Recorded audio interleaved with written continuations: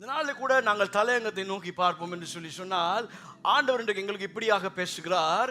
கிரீடத்தை நோக்கி நாங்கள் பயணிப்பதை குறித்து, அதாவது வேதனையில இருந்து எப்படி நாங்கள் கிரீடத்தை நோக்கி போவது, அல்லது வேதனையில இருக்கிற நாங்க எப்படி கிரீடத்தை பெற்றுக்கொள்வது. Shifting from suffering towards crown. ஒரு கிரீடம் உங்களுக்காக எனக்காக வைக்கப்பட்டிருக்கு. எத்தனை பேர் நம்புறீங்க? எல்லாரும் இங்க இருங்கன்னு தயவு செய்து கேட்டுக்கொள்றேன். கிரீடம் ஒன்று எங்களுக்கு எல்லாரும் வைக்கப்பட்டிருக்கு. ஆமென். ஆகவே இந்த கிரீடத்தை நோக்கி தான் நாங்கள் போய்கொண்டிருக்கிறோம். ஆகவே இந்த உலகத்தில் இருக்கிற பாடுகள், வேதனைகள், கஷ்டங்கள், நஷ்டங்கள், இவை எல்லாவற்றின் மத்தியிலும் ஒன்றை நினைத்துக் கொள்வோம், நாங்கள் கிரீடத்தை நோக்கி பிரயாணித்துக் கொண்டிருக்கிறவர்களாக இருக்கிறோம். ஹல்லேலூயா. ஒரு கிரீடம், ஒரு கிரவுன் எங்களுக்காய் வைக்கப்பட்டிருக்கு. இந்த இடத்துல இருக்கிற எல்லா இடத்துலையும் ஆண்டவர் சொல்லிருக்காரு, உங்களுக்காக ஒரு கிரீடம் வைக்கப்பட்டிருக்கு, அதை நோக்கித்தான் நீங்கள் பயணித்துக் கொண்டிருக்கிறீர்கள். ஹல்லேலூயா, ஹல்லேலூயா. சரி, நமக்குள்ள ஒரு கேள்வி இருக்கலாம். இன்றைக்கு உங்களுக்குள்ள கூட அந்த கேள்வி இருக்கலாம். அநேகருக்குள்ள இருக்கிற ஒரு கேள்விதான், ஏன் எனக்கு இவ்வளவு கஷ்டங்கள்? ஏன் எனக்கு இவ்வளவு கஷ்டங்கள்? ஒரு சாதாரணமான காரியத்தை லைஃப்ல பெற்றுக்கொள்வதற்கு, செய்து கொள்வதற்கு, அடைவதற்கு நான் ஏன் இந்த பாடுபட வேண்டியிருக்கு? நான் ஏன் இந்த பாடுபட வேண்டியிருக்கு? ஒரு சின்ன விஷயம், அதை பார்த்தா ஒரு சின்ன விஷயம், இது ஒரு சின்ன காரியம்தான். இதை அடையிறதுக்கு, இதை பெற்றுக்கொள்றதுக்கு நான் ரொம்ப கஷ்டப்பட வேண்டியிருக்கு. ஏன் அப்படின்னு சொல்லி ஒரு கேள்வி சில நேரத்தில் எங்களுக்குள்ளே காணப்படலாம்.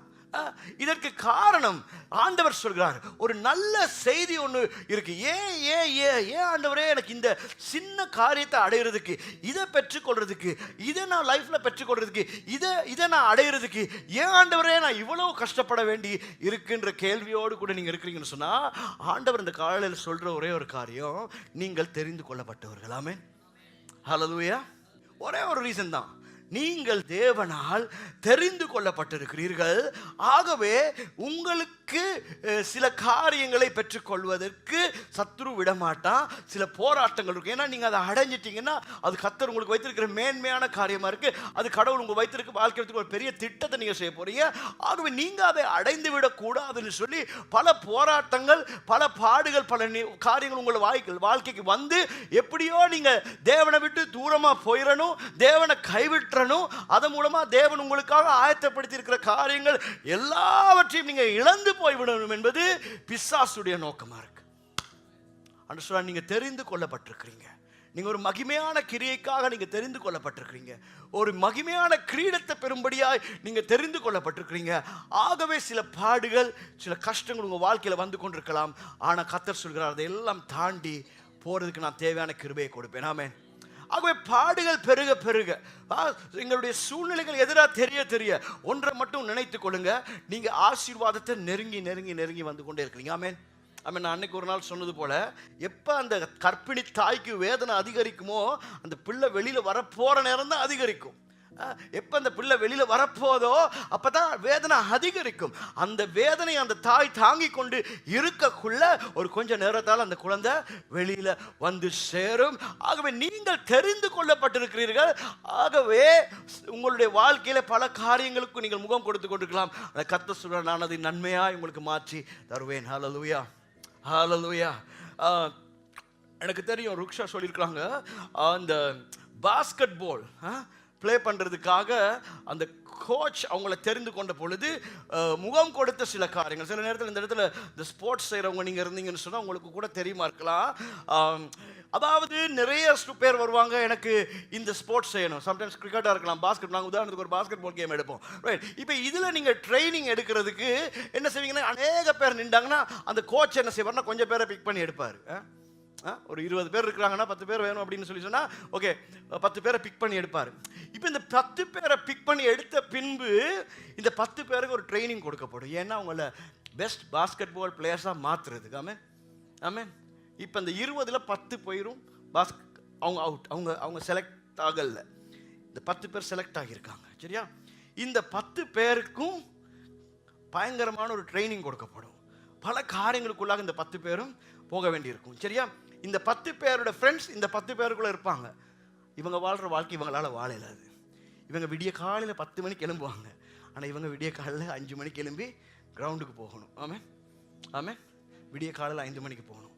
பார்க்கக்குள்ள ஐயோ அவங்க எல்லாம் அப்படியே விடிய காலை 10 மணி தூங்குறாங்களே அப்படின்னு இருக்கும். நான் 5 மணிக்கே எழும்பி போக வேணும். ஏன்னா நீங்கள் அந்த கோச்சால் செலக்ட் பண்ணப்பட்டிருக்கீங்க. ஆமென். புரியுதா? நீங்கள் அந்த கோச்சால் செலக்ட் பண்ணப்பட்டிருக்கீங்க. உங்கள் லைஃப்பில் ஒரு ட்ரைனிங் ப்ராசஸுக்குள்ளே நீங்கள் போய்கிட்டு இருக்கிறீங்க. ஆனால் நீங்கள் போய் முடிய என்ன நடக்கும்னா நீங்கள் ஒரு பெஸ்ட் பாஸ்கெட் பால் பிளேயராக வருவீங்க. ஆனால் இவங்களுக்கு ஒரு ட்ரைனிங்கும் கொடுக்கப்படுதில்லை. ஆனால் உங்கள் கண்ணு அவங்கள தான் பார்த்துட்டு இருக்கும். ஆனால் 1 வருஷமோ 2 வருஷத்துக்கு பிறகு அவங்க அப்படியே தான் இருப்பாங்க. அவங்க வந்து பாஸ்கெட் பால் பிளேயராக மாற போகிறதில்லை. ஆனால் நீங்கள் பாஸ்கெட் பால் பிளேயராக மாற போகிறீங்க. ஏன்னா நீங்கள் இங்கே ஒரு ட்ரைனிங்குள்ளே போய் கொண்டிருக்கிறீங்க. ஹல்லேலூயா. இன்னைக்கு நீங்கள் ஒரு பாடுகளுக்குள்ளே போய்கிட்டு இருக்கீங்களா? இன்னைக்கு ஒரு கஷ்டத்துக்குள்ளே நீங்கள் போய் கொண்டிருக்கீங்களா? ஆண்டவர் உங்களை வந்து உருவாக்கி கொண்டிருக்கார். ஆமென். நாங்கள் இந்த இடத்துல இருக்கிற யாரெல்லாம் நீங்கள் சொல்கிறீங்களோ, ஐயோ ரொம்ப கஷ்டமாக இருக்குது பாஸ்டர், என்னால் முடியலை பாஸ்டர், ஐயோ முடியலை தான். ஆனால் நீங்கள் முடிச்சிடாதீங்க, அவர் அழகாக முடிச்சு வைப்பார். ஆமென் ஆமென். அவர் அழகாக முடிச்சு வைப்பார். அவர் அழகாக உங்களை நடத்தி அவர் செல்லுவார். ஹல்லேலூயா. வெற்றி எப்படி காணலாம் அப்படின்னு சொன்னா, பாடுகள் மத்தியில் நின்று பிடிக்கிறவங்க தான் வெற்றி காணுவாங்க. ஆமென். பாடுகள் மத்தியில் விட்டுட்டு நான் போய் இன்னொரு இடத்துக்கு போயிட்டேன்னு சொன்னால் என்னால் வெற்றி காண முடியாது. நான் வெற்றி காண, ஜெயம் காண நான் என்ன செய்யணும்னு சொன்னால், நான் நின்று பிடிக்கணும். எதை நான் அட்ஜஸ்ட் பண்ணணுமோ அதை அட்ஜஸ்ட் பண்ணணும். ஒரு கிரிக்கெட்டர் சொன்னார், அவர் வந்து கொஞ்சம் சீரீஸில் தொடர்ந்து ஃபெயில் ஆகிக்கிட்டே வந்தாராம். அப்போ அவருக்கு பயம் வந்துருச்சு. ஐயோ இன்னொரு 2-3 இயர்ஸில் என்ன அப்படியே இப்படியே போனேன்னா 2-3 இயர்ஸ் கூட நான் நின்று பிடிப்போன்னு தெரியலையே, நான் வந்து ஒழுங்காக பெர்ஃபார்ம் பண்ணுறேன் இல்லையே அப்படின்னு சொல்லிட்டு அவரை சர்ச் பண்ணாராம். என்ன குறை எனக்குள்ளே இருக்குது, எதனால என்னால் பெர்ஃபார்ம் பண்ண முடியல. அப்போ போயிட்டு அவரை சர்ச் பண்ணி பார்க்கல, அவரோட வெயிட் கூட இருந்துச்சான். அவரால் ஆக்டிவாக ஒர்க் பண்ண முடியுது இல்லையா, அவரால் ஆக்டிவாக அந்த பால்ஸுக்கு ஃபேஸ் பண்ண முடியுது இல்லையா. உடனே அவர் என்ன பண்ணாரோ, நான் இந்த வெயிட்டை குறைக்கணும் அப்படின்னு சொல்லி நிறைய ஃபுட்ஸை கட் பண்ணாராம். அவருடைய தூங்குற டைமை மாற்றினாராம். அவருடைய சாப்பாட்டை ஹேபிட்ஸை மாற்றினாராம். இதெல்லாம் மாற்றி கொண்டு வரக்குள்ள அவர் வெயிட் லூஸ் பண்ண தொடங்கினார். அவர் ரொம்ப ஆக்டிவாக மாறினார். அநேக மாற்றங்கள் அவருக்குள்ள நடக்க தொடங்கிச்சு. அதன் பின்பதாக one of the world's best பிளேயராக அவர் மாறினார். ஆமென். காரணம் என்னன்னு சொன்னா, அதே நேரம் அவர் இல்ல ஐயோ என்னால முடியலன்னு சொல்லி அவர் கிவ் அப் பண்ணியிருந்தாருன்னு சொன்னா அவர் தோற்று போயிருப்பாரு. நம்ம ஃபைன் பண்ணணும். ஓகே, எனக்கு இப்படியெல்லாம் பிரச்சனை வந்துட்டு இருக்கு, இப்படியெல்லாம் பாடுகள் வந்துட்டு இருக்கு, இப்படியெல்லாம் சூழ்நிலைகள் கூட நான் போய்கிட்டு இருக்கேன். எனக்கு ஆண்டவர் இருக்கிறாரு, உலகத்தின் முடிவு பரியந்தம் நான் உங்களோட இருப்பேன்னு சொல்லியிருக்காரு. ஸோ அவர் என்னோடு கூட இருக்கிறனால எப்படி நான் இதில் ஜெயம் காணலாம் அப்படின்னு சொல்லி கர்த்தருடைய உதவியை பெற்று நான் எப்படியோ நின்று பிடிச்சி ஜெயத்தை காண வேணும். ஹல்லேலூயா ஹல்லேலூயா. ரொம்ப பேர் வந்து விடுற மிஸ்டேக் என்னன்னா, ஒரு கொஞ்சம் பாடுகள் பிரச்சனைகள் வந்தோன்னே விட்டுட்டு அப்படியே போயிடுவாங்க. நின்று பிடிக்க மாட்டாங்க. என்னால் முடியாது, நான் விடுறேன்னு. நீங்கள் விட்டுட்டு போக நீங்கள் எங்கே போனாலும் ஏதோ ஒரு பாடு வந்துட்டே தான் இருக்கும். நீங்கள் ஒரு நாளுமே நீங்கள் ஒரு இடத்துல நின்று நீங்கள் வந்து வளர மாட்டீங்க. கடவுள் உங்களை எங்கே கொண்டு வரணுமோ அந்த இடத்துக்கு நீங்கள் வந்து சேர மாட்டீங்க. நான் சொல்கிறேன், கர்த்தர் உங்கள் மேலே திட்டம் வைத்திருக்கிறாருன்னு சொன்னால், இந்த ஏ என்ற இடத்துல உங்களை வச்சு ஆண்டவர் உயர்த்தணும். இந்த ஏ என்ற இடத்துல தான் கர்த்தர் உங்களை உயர்த்தணும்னு திட்டம், அது ஆண்டவருடைய பரலோக திட்டமாக இருக்குன்னா, நீங்கள் அந்த ஏ என்ற பிளாக்ல நின்றா தான் உங்களுக்கு அந்த ஆசீர்வாதம் கிடைக்கும், அந்த நன்மை கிடைக்கும். அந்த இடத்துல நீங்கள் உயர்த்தப்படுவீங்க. ஆமென். உங்களுக்கு BCD எல்லாம் ஈஸியா இருக்கும்.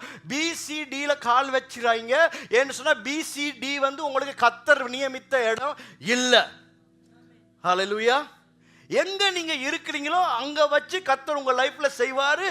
ஆனா அது கஷ்டமா தான் இருக்கும். ஏன்னா கர்த்தர் எங்க இருந்து உங்களை உயர்த்தணும்னு நினைக்கிறாரோ அந்த இடத்துல இருந்து நீங்க உயர்த்தப்படுவதை பிசாசு விடமாட்டான். அவன் அதுக்கு எதிர்மாறா கிரியை செய்வான். அவன் நிக்க விட மாட்டான். அவன் பல பாடுகளை, பல பிரச்சனைகளை, பல நிந்தைகளை, பல அவமானங்களை கொண்டு வருவான். ஆகவே நீங்க அதை போராடி நின்று எப்படியோ ஜெயம் காண வேண்டும். ஹல்லேலூயா ஹல்லேலூயா.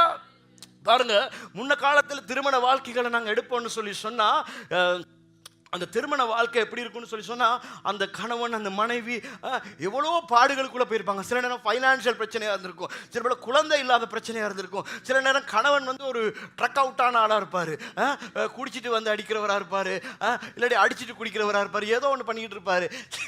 சரியா? ஸோ எப்படியே ஏன்னா அடிச்சுட்டு குடிக்கிறவங்களும் இருக்காங்க. அடிச்சுட்டு ஐயோ அடிச்சுட்டே கவலையாக இருக்கு, என்ன போய் குடிச்சு அதை மறக்கிறதுக்கு ட்ரை பண்ணுற கேசஸும் இருக்குது. ஸோ எப்படியோ எப்படியா இருந்தாலும் அவங்க எல்லாம் அந்த காலத்தில் அதெல்லாம் பொறுத்து சகிச்சு போகக்குள்ள ஒரு over a period of time அவங்க மாறினாங்க. அந்த கணவன்மார் மாறினாங்க, அந்த மனைவிமார் மாறினாங்க. அதனால் அவங்களுக்கு பிள்ளைகள் கிடைச்சிச்சு.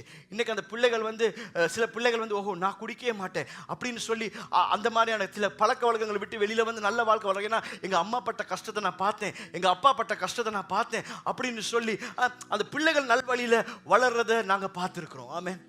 ஆனால் இப்போ எப்படி, ஏதாவது ஒரு வார்த்தை சொல்லிட்டா நான் போயிட்டு வரேன் அப்படின்ட்டு போயிடுறது, உடனடியாக டிவோர்ஸ், உடனடியாக பிரிவு, உடனடியாக எப்படா கழட்டி விடுறதுன்னு தான் கல்யாணம் கட்டக்குள்ளேயே சர்ச் பண்ணி தான் திருமணமே முடிக்கிறது.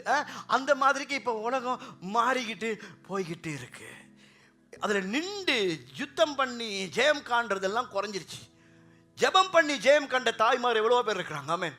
ஜெபம் பண்ணி, அதாவது இந்த மனுஷனோட வாழவே முடியாது, எதுக்கு தான் கட்டினனோ தெரியாதுன்னு சொல்லி கட்டின நாள்ல இருந்தே கஷ்டப்பட்டு, ஆனால் எப்படியாவது ஜெபம் பண்ணி இந்த ஆளை மாத்திரணும், எப்படியாவது ஜெபம் பண்ணி இந்த அம்மாவை மாத்திரணும் அப்படின்னு சொல்லி ஜெபிச்சு ஜெபிச்சு போராடி போராடி போராடி ஜெயம் கண்ட அநேகர் இருக்கிறாங்க. ஆமென்.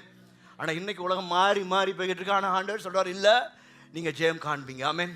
அவங்களுக்கெல்லாம் நம்பிக்கை இல்லாமல் போயிடுச்சு, ஆண்டவர் மேலே நம்பிக்கை இல்லாமல் போயிடுச்சு, ஆண்டவர் மாற்ற முடியும்ன்ற நம்பிக்கை இல்லாமல் போயிடுச்சு. நான் எப்பயுமே நினைவு கூறுற ஒரு காரியம் தான், எந்த கடினமான மனிதன் முன்னால் வந்தாலும் நினைவு கூறுங்க இந்த சவுல் எவ்வளவு ஒரு பயங்கரமான மனிதன், கிறிஸ்தவங்களே எதிர்த்த மனிதன், கிறிஸ்தவங்களை கொல்லும்படியா, கிறிஸ்தவங்களை சிறைப்பிடிக்கும்படியா போன ஒரு மனிதனை தேவன் சந்தித்து அப்படியே மாற்றினார்.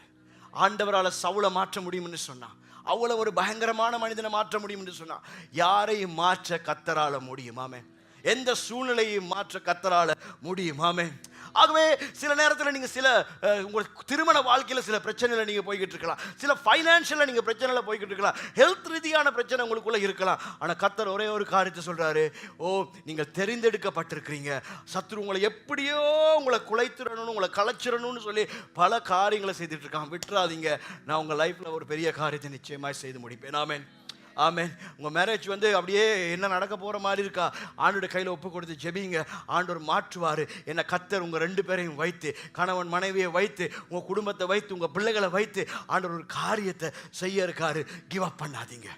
ஹல்லேலூயா, ஹல்லேலூயா. ஃபைனான்ஷியலில் ரொம்ப நெருக்கப்படுறீங்களா, கவலைப்படாதீங்க. கர்த்தர் உங்களுக்கென்று ஒரு வழியை திறப்பார், ஒரு வாசலை திறப்பார். எல்லா கடன்கள் எல்லாம் ஓவர்நைட் மூடப்பட்டு எல்லாம் அடைக்கப்பட்டு தேவன் ஒரு மகிமையான காரியத்தை உங்கள் லைஃப்பில் செய்வார். விட்டு விடாதீங்க. ஹல்லேலூயா, ஹல்லேலூயா. எனக்கு சொல்லக்குள்ள ஞாபகம் வருது, எனக்கு தெரிந்த ஒரு குடும்பம் $100,000 நினைக்கிறேன். எஸ், $100,000 ஒரு குடும்பத்துக்கு ஒரு பெரிய கடன், ஒரு பிஸ்னஸ் செய்தது நிமித்தம் அவங்க பெரிய ஒரு ஆழத்தில் விழுந்துட்டாங்க. $100,000. ஆகவே அதை அவங்களால கட்டவே முடியல. அதனால் அவங்களால எதுவுமே செய்ய முடியாது, எல்லாமே பிளாக் ஆகி நிற்குது. நான் சொல்கிற நல்லா கேட்டுக்கோங்க, $100,000 ரைட்டா, $100,000 அவங்க அப்படியே சிக்கி இருக்கிறாங்க. லெஃப்ட் ரைட் எங்கேயுமே திரும்ப முடியாது, எந்த பிஸ்னஸும் செய்ய முடியாது, ஒன்றுமே செய்ய முடியாத ஒரு நிலைமையில் ஒரு வார்த்தை அவங்களுக்கு நேராக கடந்து வருது. 27ஆம் தேதி நம்புறேன், ஒரு வருடத்தில் ஒரு மாதத்தில் சொல்லப்படுது. இந்த 27ஆம் தேதியோ 14 நாள் இல்லையா, 14 நாள், அது ஒரு 27ஆம் தேதியாக இருந்துச்சு. நாளில் உங்களுடைய எல்லாவற்றையும் தேவன் மூடுகிறார் அப்படின்னு சொல்லி 27ஆம் தேதியாகி 28, 29 அப்படி நடந்து 2 நாள் கடந்துருச்சு. இவங்களுக்கு 2 நாள் 3 நாள் போயிட்டு அப்படியே லெட்டர் பாக்ஸ் எடுத்து பார்க்குறாங்க. ஒரு லெட்டர் வந்திருக்கு. அதில் பார்த்தா சொல்லப்பட்டிருக்கு, எல்லாவற்றையும் நாங்கள் அப்படியே யுரேஸ் பண்ணிட்டோம், எல்லாவற்றையும் நாங்கள் அப்படியே டிலீட் பண்ணிட்டோம், இனிமேல் இந்த மாதிரி செய்யாங்க, இனிமேல் ஒழுங்காக உங்களுடைய காரியங்களை செய்துட்டு போங்க அப்படின்னு சொல்லி ஒரு ஒரு ஒரு தயவு கிடைச்சி ஒருத்தங்களுக்கு ஒரு லெட்டர் வந்துச்சு. ஆமென், ஆமென். ஆண்டவரால் செய்ய முடியாத காரியம் ஒன்றும் இல்லை. ஆமென். ஆண்டவர் எதையும் செய்ய வல்லம் உள்ளவர். ஆமென். முறுமுறுக்கிறதை விட்டுட்டு, கிவ் அப் பண்ணுறதை விட்டுட்டு பிடிக்க வேண்டியது அவருடைய பாதம். ஆமென். அதை நாங்கள் பிடித்தோம் என்று சொல்லி சொன்னால் அவரால் எந்த சிச்சுவேஷனையும் அவரால் மாற்ற முடியும். ஆமென், ஆமென், ஹல்லேலூயா. சம்டைம்ஸ் சில பெரிய பாதாளத்தில் நம்ம தப்புனாலே நாங்கள் விழுந்திருப்போம். சில நேரம் வெளியிலேருந்து வர்ற சில காரியங்கள் எங்களை கஷ்டப்படுத்துறது உண்டு.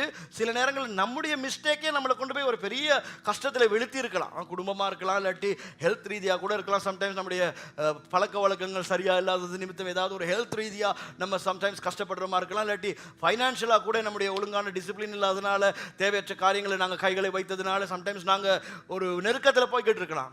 ஆனால் ஆண்டவருடைய சமூகம் போய், தெரியாமல் பண்ணிட்டேன் ஆண்டவரே, ஆண்டவரே நான் எனக்கு ஒரு மிஸ்டேக் பண்ணிட்டேன் ஆண்டவரே, எனக்கு கிருபை கொடுங்க ஆண்டவரே, இதிலிருந்து எனக்கு வெளியில் வரணும் ஆண்டவரே அப்படி என்று சொல்லி நாம் ஆண்டவருடைய சமூகத்தை பிடிப்போம் என்றால் கர்த்தர் எங்களுக்கு கிருபை பாராட்டுவார்.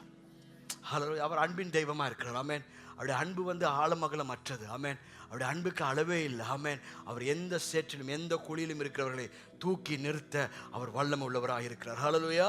சங்கீதம் 39ஆம் சங்கீதம் 34ஆம் சங்கீதம் Psalms 34 verse 18 to 24 மட்டும் வாசிப்போம்.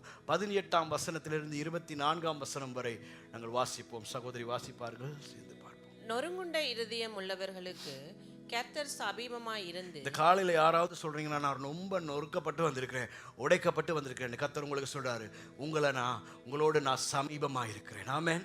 உங்களுக்கு நான் சமீபமா இருக்கிறேன். ஆமென். யாருடைய ஏதாவது வார்த்தை, ஏதாவது ஒரு சூழ்நிலை உங்களை ரொம்ப நொறுக்கி போட்டா ஆண்டவர் சொல்றாரு, நான் உங்களுக்கு சமீபமா இருக்கிறேன். நறுங்குண்ட ஆவியுள்ளவர்களை ரட்சிக்கிறார். யாரெல்லாம் அப்படியே கிரஷ்ட் ஆகி அப்படியே நறுங்குண்டவர்களா இருக்கிறீங்களோ உங்க எல்லாரையும் அவர் நேசிக்கிறவரா இருக்கிறார். நீதிமானுக்கு வரும் துன்பங்கள் அநேகமாய் இருக்கு. நீங்க துன்பத்துல போறீங்களா?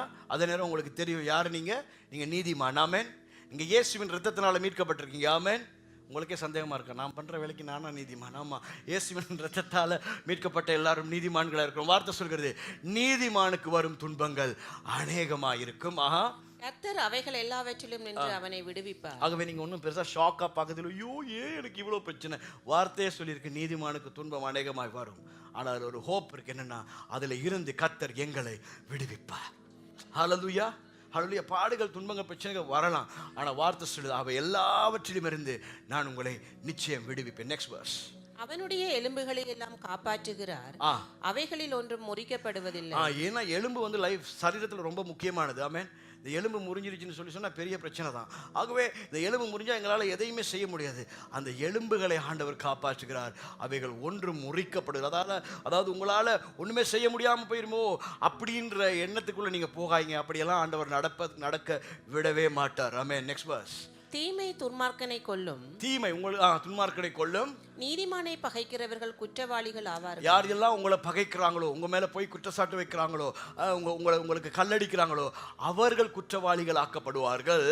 கர்த்தர் தமது ஊழியக்காரரின் ஆத்மாவை மீட்டுக் கொள்ளுகிறார், அவரை நம்புகிற ஒருவன் மேலும் குற்றம் சுமராது. அவரை நம்புகிற ஒருவர் மேலும் குற்றம் சுமராது. ஆமென். ஆமென். பயப்படாதீங்க, கலங்காதீங்க. ஆண்டவர் சொல்கிறார், உங்கள் மேல் குற்றம் சுமராதபடி அவர் நீதிமானை காப்பாற்றுகிறவராக இருக்கிறார். ஹல்லேலூயா. ஹல்லேலூயா. அவர் ஒரு நாளும் நீங்கள் மடிந்து போக, அழிந்து போக, வெட்கப்பட, தோல்வி அடைய அவர் விடமாட்டார். ஹல்லேலூயா. திரும்பவும் ஏன் இவ்வளவு பாடுகள், ஏன் இவ்வளவு பாடுகள், அதைத்தான் பார்த்துட்டே இருக்கிறோம். ஏன்னா அது எங்களுக்கு ஒரு மகிமையானதை அது நிச்சயம் எங்களுக்கு கொண்டு வந்து தரப்போகிறது. ஹல்லேலூயா. ஹல்லேலூயா. வார்த்தை சொல்கிறது, யாக்கோபு 1ஆம் அதிகாரம் 12ஆம் வசனம் நான் வாசிக்கிறேன். சோதனையை சகிக்கிற மனுஷன் பாக்கியவான். ஆமென். சோதனை, ஒரே சோதனையா இருக்கா, அதை சகிங்க.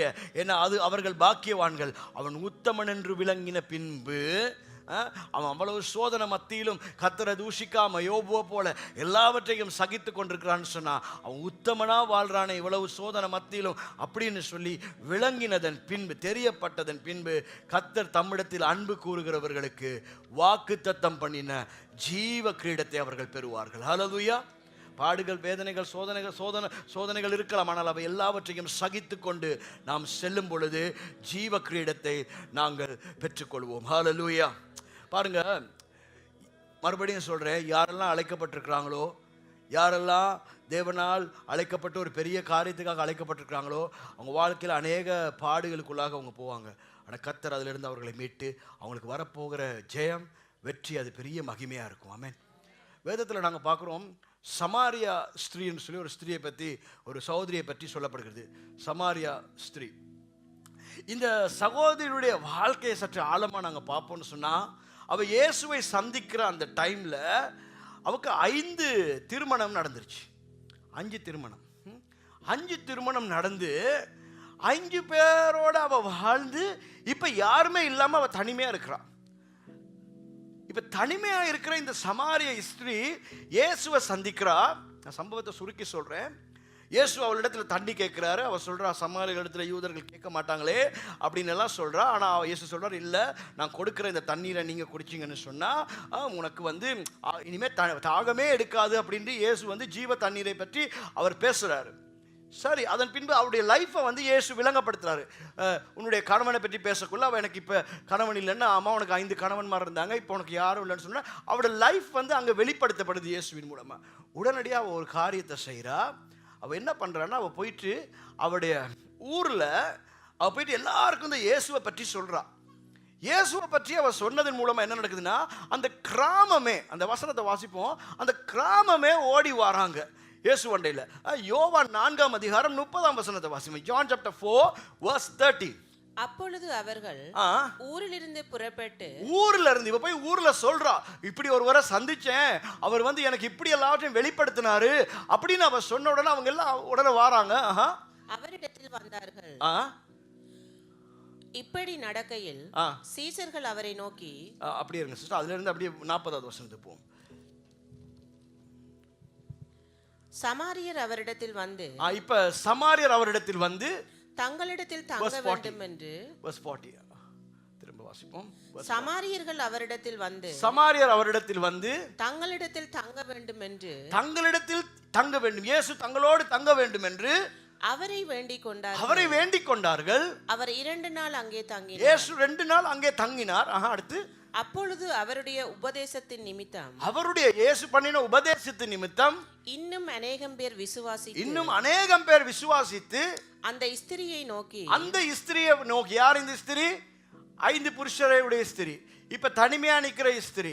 இந்த ஸ்திரியை நோக்கி, உன் சொல்லின் நிமித்தம் அல்ல, அவருடைய உபதேசத்தை நாங்களே கேட்டு, இயேசு பேசினதை நாங்களே கேட்டு, அவர் மெய்யாய் கிறிஸ்துவாகிய உலக இரட்சகர் என்று அறிந்து விசுவாசிக்கிறோம் என்றார்கள். சரி, இப்ப இந்த பெண் போய் அவங்க கிட்ட சொல்லி அவங்கள கொண்டு வந்து இயேசுக்கு சந்திக்க வச்சு ஒரு பிரிட்ஜாக இருக்கிற, ஒரு பாலமாக இருக்கிறா. இவங்க எல்லாரும் இப்போ ரட்சிப்புக்குள்ள வருவதற்கு இந்த சகோதரி பயன்படுத்தப்பட்டாள். ஆமென், ஆமென். இப்போ நாங்கள் பார்க்கக்குள்ள வாவ், எவ்வளோ ஒரு பெரிய காரியத்தை இவ செய்திருக்கிறா. சரியா, அவருடைய நல்ல குணாதிசயத்தை நாங்கள் முதல்ல பார்ப்போம். அதாவது அவ 5 முறை திருமணம் பண்ணி வெளியே வந்தவ. ஒரு இன்லாஸ் இருந்தாலே ஊர் தாங்காது, அவ்வளோ பிரச்சனை இருக்கும். 5 இன்லாஸ், 5 ஃபேமிலிஸ், என்ன பிரச்சனைகளுக்கெல்லாம் முகம் கொடுத்துருப்பா. ஊர் என்ன எல்லாம் பேசியிருக்கோம், எல்லாம் சமாரியாக்கள் தான். ஊர் என்ன எல்லாம் பேசியிருக்கோம், இவ இப்படிப்பட்டவ, அப்படிப்பட்டவ, தப்பான நடத்த உள்ளவ, இவருக்கு ஒரு இடத்துல என்ன என்ன என்னெல்லாம் பேசலுமோ எல்லாமே பேசி முடிச்சிருக்கும் அந்த ஊர். அவக்கு ஒரு நன்மை லைஃப்பில் நடந்த உடனே அவக்கு கிடைச்ச அந்த நன்மையை தனக்கு மாத்திரம் தான் வைத்து கொள்ளாமல் அவள் போய் அந்த ஜனங்களுக்கு எல்லாம் அந்த இயேசுவை பற்றி சொல்லி அந்த இயேசுவை அறிமுகப்படுத்தி அவங்களும் அந்த நித்தியத்தை அடைகிறதுக்கு ஒரு வழியை உண்டு பண்ணி கொடுத்தா. அவ்வளவு நல்ல உள்ளம் படைத்தவளா அவ இருந்தா. உள்ளால அவக்கு வெளியில் அநேக காரியம் நடந்திருக்கலாம், ஆனால் வந்து அவருடைய இருதயம் ரொம்ப ஒரு நல்ல இருதயமாக இருந்துச்சு. ஆமென். இவ கர்த்தருடைய சித்தத்தை செய்திடக்கூடாது, இவ மூலமா இப்படி ஒரு காரியம் நடந்துடக்கூடாதுன்னு சொல்லிதான் இவளுடைய லைஃப்ல இவ்வளவு பாடுகள். ஆமென். இத்தனை கல்யாணம், இத்தனை பிரச்சனை, குடும்பத்தில் இத்தனை பிரச்சனை, இவ்வளவு பேர் இவ தள்ளுறாங்க, இவ்வளவு பேர் இவ ஒதுக்குறாங்க. ஏன்னு சொன்னா இவ மூலமா ஒரு கிராமம் ரட்சிக்கப்பட்டிருக்குன்னு இருக்கு. ஆமென். புரியலன்னு தெரியல. இவன் மூலமா கர்த்தர் ஒரு பெரிய காரியத்தை செய்ய இருக்கிறாரு. இவ எப்படியாவது அழிச்சிடணும்னு சொல்லி இவட லைஃப்ல இல்ல எவ்வளவோ பிரச்சனை, எவ்வளவோ நஷ்டங்கள், எவ்வளவோ இழப்புகள், எவ்வளவோ வேதனைகள், எவ்வளவோ பாடுகளுக்குள்ள இவ போக வேண்டி வந்துச்சு. ஆனாலும் இயேசு அவளை சந்திச்ச பொழுது அவளுடைய லைஃப் மாறி, இயேசு அவளை வைத்து என்ன செய்ய இருந்தாரோ அவர் அதை செய்து முடித்தார். ஆமென். ஒரு ஆத்துமா, ஒரு பாவி ரட்சிக்கப்பட்டாலே பரலோகம் கழிக்கு வருது. ஒரு கிராமமே ரட்சிக்கப்பட்டிருக்கு. ஆமென். பரலோகத்தில் பெரிய கொண்டாட்டமாக தான் இருந்திருக்கும். அந்த கொண்டாட்டத்தின் நிமித்தம் பரலோகம் அந்த சகோதரியை சும்மா விட்டுருக்காது. ஆமென். அவள் லைஃப்பில் ஒரு பெரிய நன்மையை அதன் பின்பு பெற்றிருப்பாள். ஆமென். பெரிய ஒரு ஆசீர்வாதத்தை பெற்றிருப்பாள். இப்போ பார்த்தா அவள் அந்த 5 கணவன்மாரை இழந்து அதன் மூலமாக பட்ட வேதனையை பார்க்கிலும் இப்போ அவளுக்கு கர்த்தர் கொடுக்கிற ஆசீர்வாதம், சந்தோஷம், அது மகா பெரியதாக இருந்தது. ஹல்லேலூயா. இப்போ அவங்க கிடைச்ச நிம்மதி, எப்படி ஒரு தள்ளப்பட்ட நிலையில நான் இருந்தேன், ஆனா எவ்வளவு பெரிய ஒரு காரியத்தை ஆண்டவர் என்ன வச்சு செஞ்சிட்டாரு.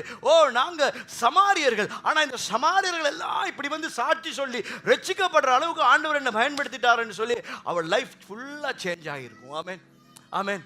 இன்றைக்கு ஆண்டவர் மறுபடியும் உங்களை பார்த்து சொல்றாரு, நீங்க எவ்வளவுதான் பாடுகள் மத்தியில போய் கொண்டிருந்தாலும் உங்களோட ஆண்டவர் வந்து கொண்டிருக்கார். ஆமென், ஆமென். உங்களை வச்சு ஆண்டவர் செய்யறது அது நிச்சயம் நடக்கும். ஆமென், ஆமென். உங்களை ஒரு காரியத்துக்காக ஆண்டவர் ப்ரிப்பேர் பண்ணிட்டு இருக்காரு. ஒரு காரியத்தை ஆண்டவர் உங்கள் லைஃப்ல நிச்சயம் செய்வேன்னு சொல்லியிருக்காரு. அது நிச்சயம் அவர் செய்து முடிப்பார். அந்த கிரீடத்தை நிச்சயம் நீங்கள் பெற்றுக்கொள்வீர்கள். ஹல்லேலூயா. அப்படியே நாங்கள் போனோம்னு சொன்னால் மாற்கு 5ஆம் அதிகாரம் 20ஆம் வசனத்துக்கு இதுக்கே ஒரு சிமிலரான ஒரு சம்பவத்தை நாங்கள் பார்க்கலாம். மாற்கு 5ஆம் அதிகாரம், மார்க் சாப்டர் 5. அந்தபடி அவன் போய், கொஞ்சம் இருங்க சிஸ்டர்,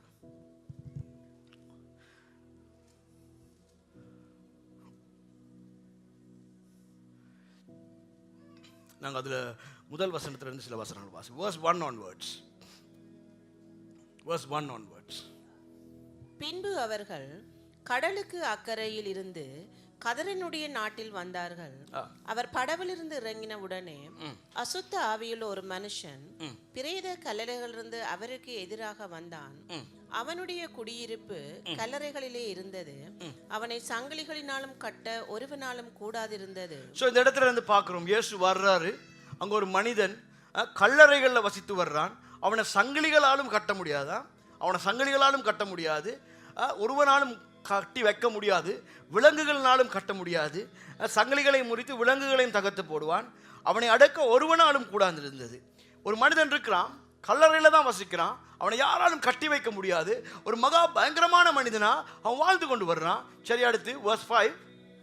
அவன் எப்பொழுதும் இரவும் பகலும் மலைகளிலும் கல்லறைகளிலும் இருந்து கூக்குரலிட்டு கல்லுகளினாலே தன்னை காயப்படுத்தி, கல்லுகளாலே தன்னை வெட்டி காயப்படுத்தி கொண்டு அவன் இயேசுவை தூரத்திலே கண்டு ஓடி வந்து அவரை பணிந்து கொண்டு இயேசுவே உன்னதமான தேவனுடைய குமாரனே எனக்கும் உமக்கும் என்னன்னு அந்த மனிதன் சொன்னதுக்கு அந்த மனிதன் இல்ல சொல்றான். அந்த மனிதனுக்குள்ள இருக்கிற பிசாசு பேசுது. சரியா? அந்த பிசாசு என்ன பிசாசுன்னு சொன்னா லேகியோன் என்று சொல்லப்படுகிற பிசாசு. லேகியோன். எத்தனை பிசாசு மொத்தமா? 6000 பிசாசு ஒரு மனிதனுக்குள்ள.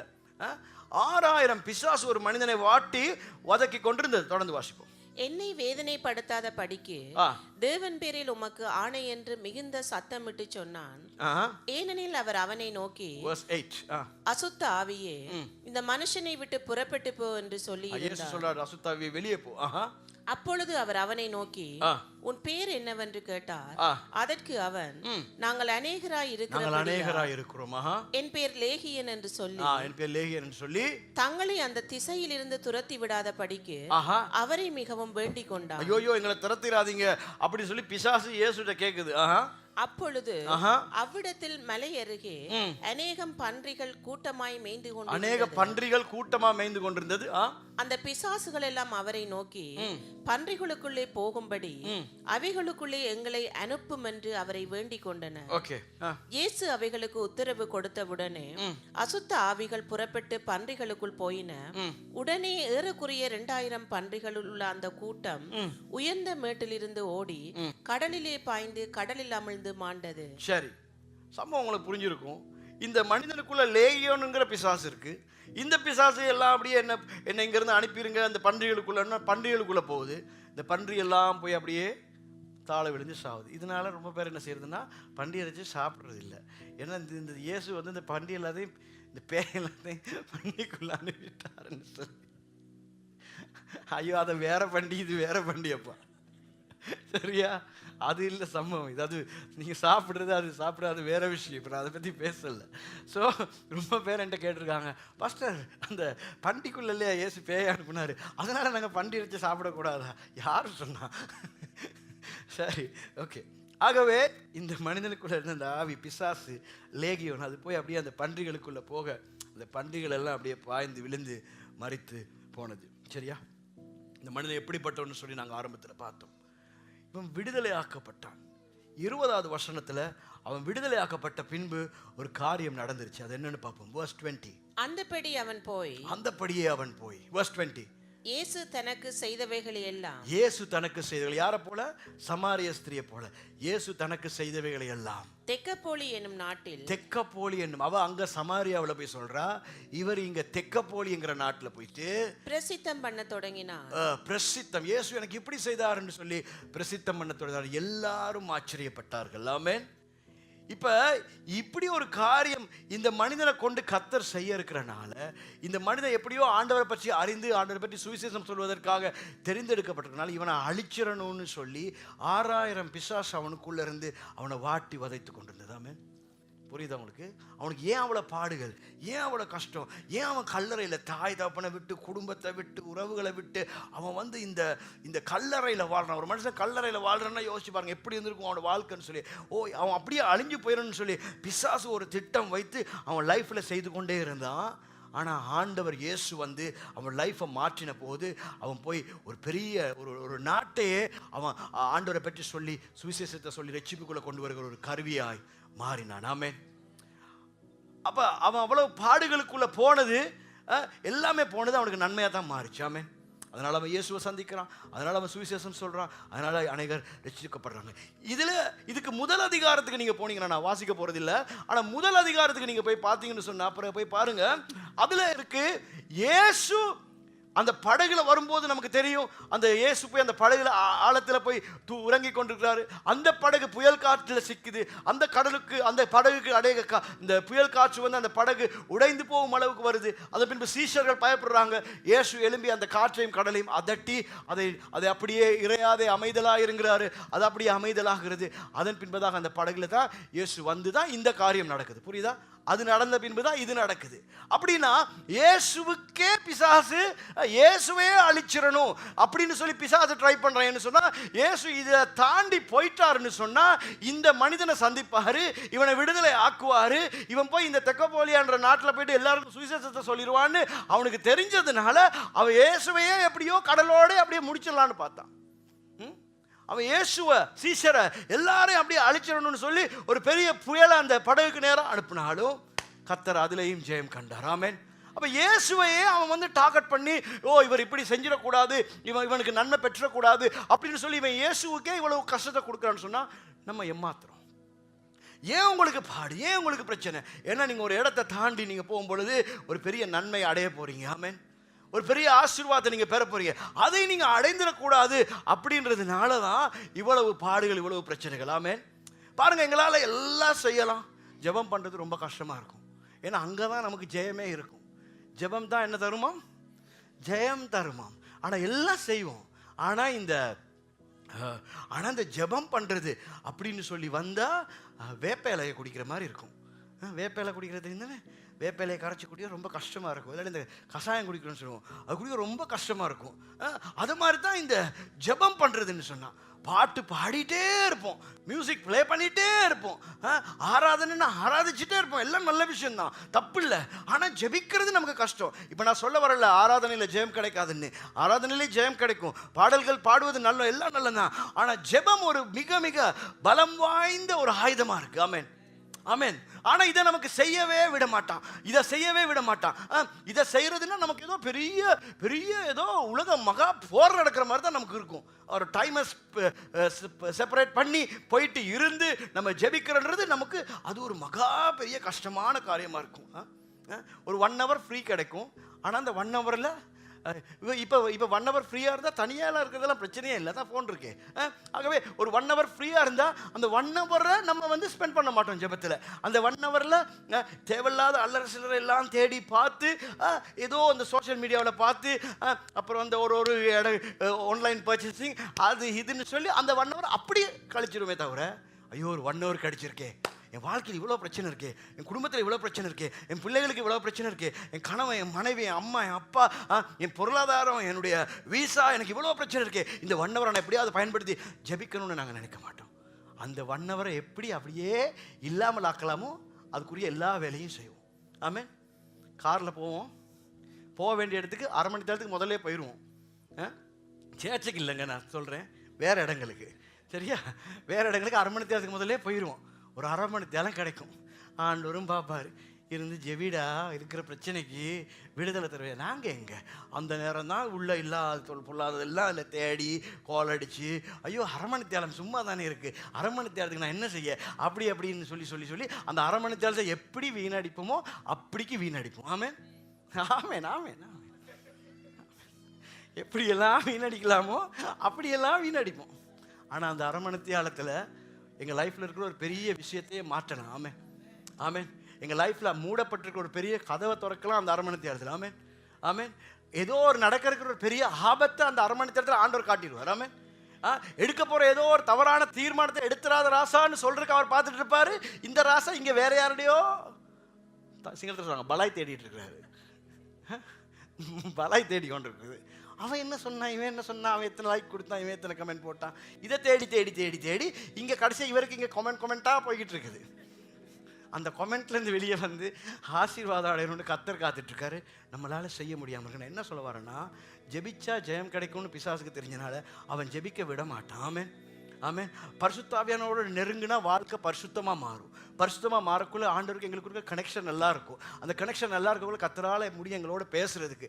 அதை நம்ம செஞ்சுட்டா நம்ம எங்கேயோ வந்துடுவோமே அப்படின்னு சொல்லி அதை செய்ய விடாதபடி பிசாசு பல காரியங்களை நம்ம லைஃப்பில் கொண்டு கொண்டிருப்போம். ஆண்டவர் சொல்றார், இல்லை அதெல்லாம் தாண்டி வெளியில் வாங்க, நான் உங்களுக்கு பெரிய ஜெயத்தை வைத்திருக்கேன். ஆமென்.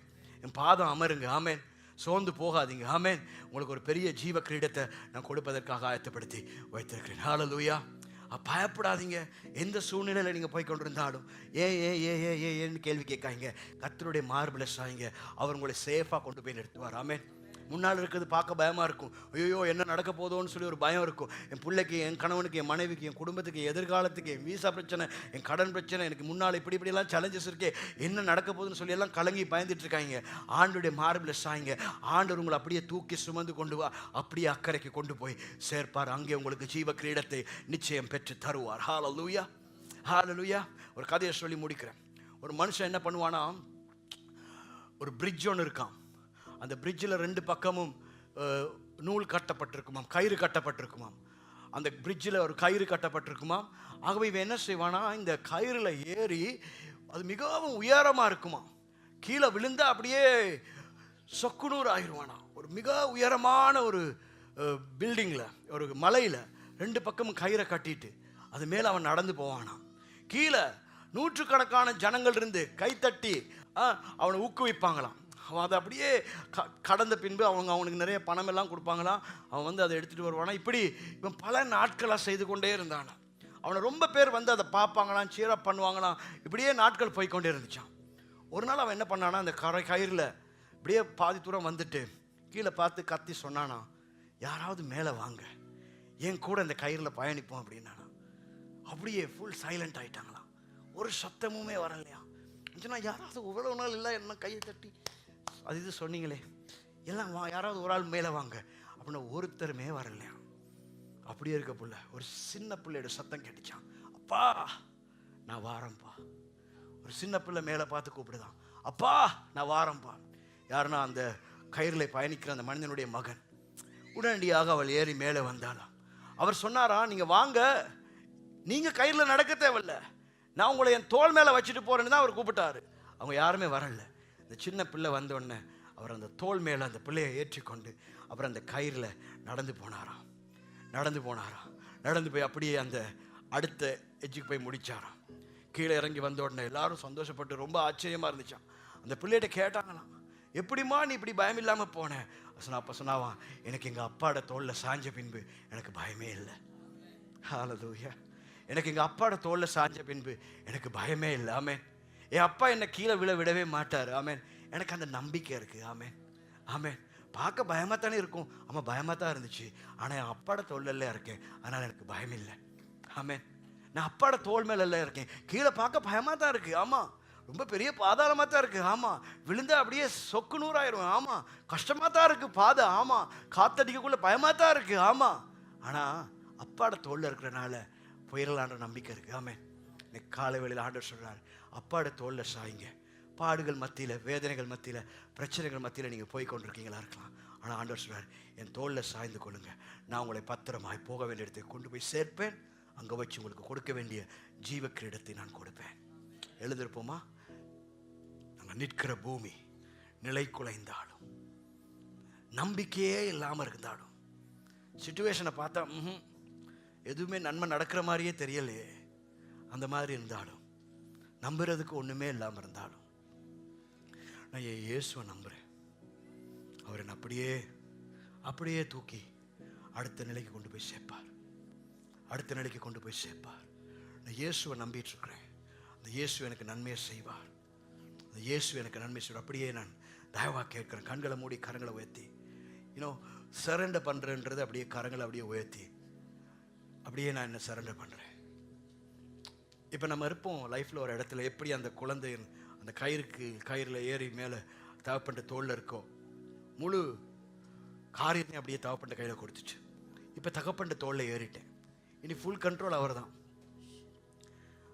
தான் இனி ஃபுல் கண்ட்ரோல். அவர் என்ன அங்கால கொண்டு போனால் நான் போகிறது. அது மாதிரி நாங்களும் எங்களை அப்படியே அவரோட கையில் கொடுத்துச்சு. ஃபுல் கண்ட்ரோல் உங்கள்கிட்ட தார ஆண்டவரே.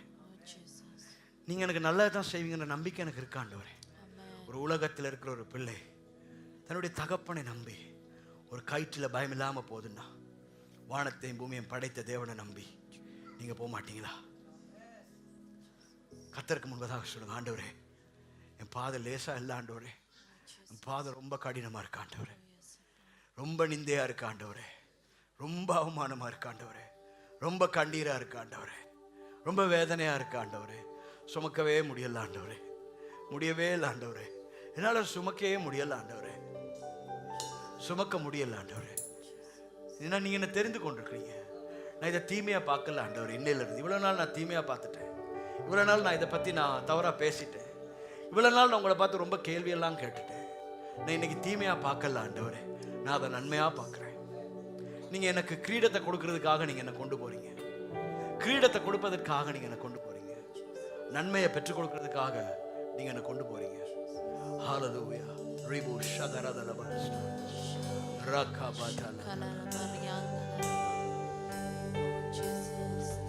நான் நிற்கும் பூமி நிலை குலைந்து அழிந்தாலும், என் நம்பிக்கையின் அஸ்திவாரம் அசைந்தாலும், நான் நிற்கும் பூமி நிலை குலைந்து அழிந்தாலும், என் நம்பிக்கையின் அஸ்திவாரம் அசைந்தாலும், நான் நம்புவதற்கு ஒன்றுமில்லை என்றாலும், நம்புவேன் என் இயேசு ஒருவரை.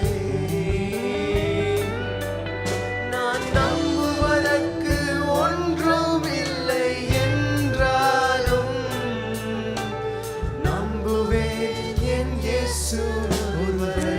அவரை நம்புகிற பிள்ளைகள் யாவரும் கரங்களை உயர்த்தி, ஒருவரை நான் நம்புவேன் என் இயேசு ஒருவரை. நம்புவேன் என் இயேசு ஒருவரை. நான் நம்புவேன் என் இயேசு ஒருவரை. என் பாதை எல்லாம் அந்தகாரம் சூழ்ந்தாலும், வாழ்க்கை முடிந்தது மறுவாழ்வு இல்லை என்றார். பாடுங்க. என் பாதை எல்லாம் அந்தகாரம் சூழ்ந்தாலும், வாழ்க்கை முடிந்தது மறுவாழ்வு இல்லை என்றாலும், என்னை தேற்றுவதற்கு யாரும் இல்லை. சமாரிய ஸ்திரியை போல இருக்கலாம், சமாரிய பெண்ணை போல இருக்கலாம், தேற்றுறதுக்கு கூட யாரும் இல்ல ஆண்டவரே. கண்ணீரை துடைக்கிறதுக்கு யாரும் இல்ல ஆண்டவரே. எனக்கு ஆறுதல் வார்த்தை சொல்ல ஆண்டவரே யாரும் இல்ல. என்னை தேற்றுவதற்கு, என்னை தேற்றுவதற்கு no one to comfort me, no one to love me, but yet I will love you, I will live for you, I will move forward with you, Lord.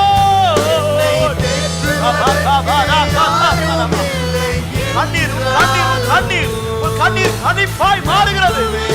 உங்களுடைய கண்ணீர் கதிப்பாய் மாறுகிறது. என்னை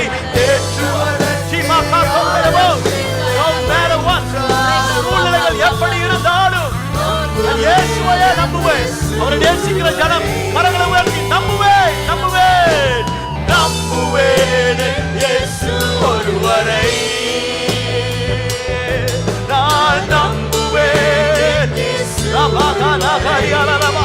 ஓ என்ன வந்தாரோ அக்கறை அடைவேன். நான் அக்கறையை அடைவேன். நான் ஜீவ கிரீடத்தை பெற்றுக் கொள்வேன். நன்மை எனக்கு நடக்கும்.